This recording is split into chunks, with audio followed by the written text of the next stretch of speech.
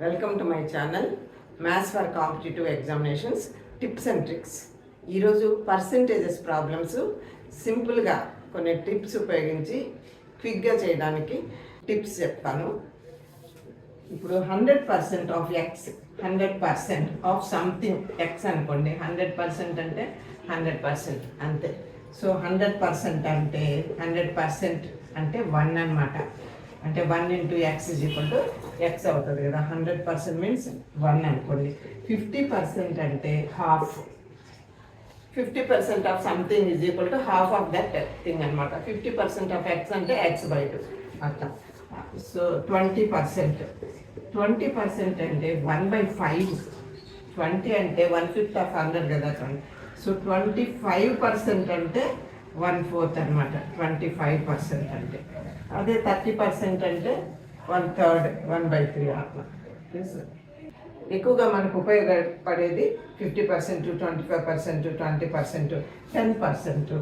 10% of something అంటే 1/10 అనమాట. 10% అట్లా. 5% అంటే 1/20. 5% అంటే 1/20. ఇదంతా ఏం లేదు, సింపుల్గా పర్సెంట్కి percent is equal to 100. Percent is equal to 100 అనమాట. 5% అంటే 5/100. 5/100 సింప్లిఫై చేస్తే 1/20 వస్తుంది కదా. సో ఎక్కడైనా సరే పర్సెంట్ అంటే అంతే. పర్ అంటే బై పెట్టుకోవటం, బై 100. ఆఫ్ అంటే ఇంటూ వాడటం అంతే. ఎంతో కనుక్కోమన్నారు కొన్ని. 24% మనం ఇప్పుడు చెప్పుకున్న దాంట్లో లేదు కదా 24% అని. సో దీన్ని ఈజీగా చేయాలంటే దీన్ని రివర్స్ చేయొచ్చు అనమాట. 24% ఆఫ్ 50 అంటే 50% ఆఫ్ 24 అంతే. సింపుల్ అనమాట. అది ఎట్లా చూడండి. 24% ఆఫ్ 50 అన్నా కదా. నంబర్స్లోకి మార్చేసాం, సింబల్స్ తీసేసి 24/100 ఇంటూ 50. దాన్ని 50/100 ఇంటూ 24 అని కూడా రాయొచ్చు కదా. అప్పుడు ఇది 50%. 50% ఇంటూ అంటే ఆఫ్ 24. కాబట్టి అంటే ఇది ఎలా వచ్చిందో చెప్పాను, మీరు గుర్తుపెట్టుకోండి. 24% ఆఫ్ 50 అంటే 50% ఆఫ్ 24. ఈ పర్సెంట్ అనేది రివర్స్ చేయొచ్చు అనమాట. ఇట్లా రివర్స్గా చెప్పచ్చు. ఇట్లా ఎందుకు చెప్తున్నామంటే ఇక్కడ కన్వీనియంట్గా 50 ఉంది. సో 50% మనం ఈజీగా కనుక్కోవచ్చు 24% కంటే.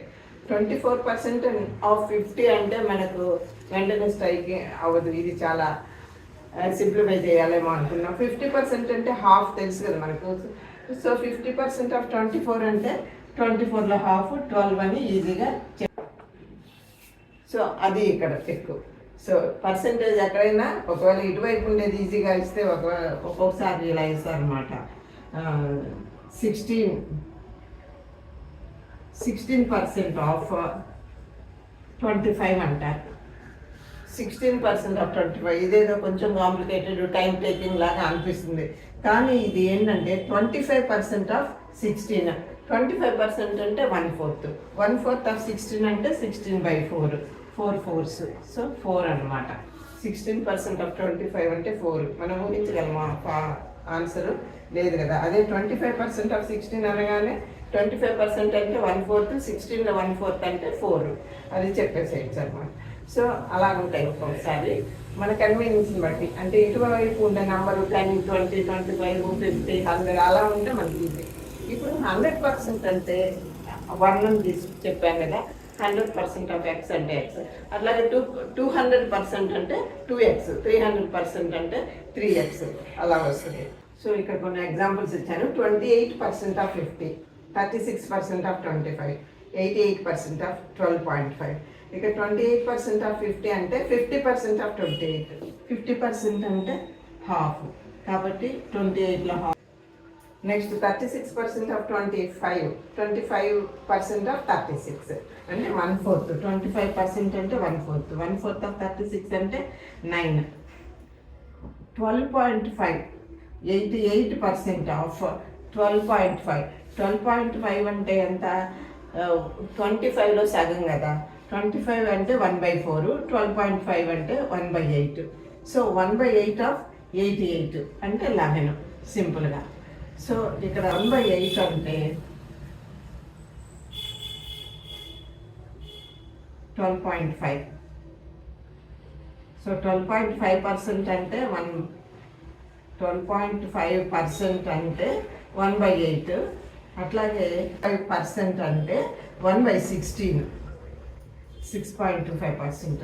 సో 25% అంటే దీని ముందు 25% అంటే 1/4, 50% అంటే హాఫ్, 100% అంటే 1 అంతే.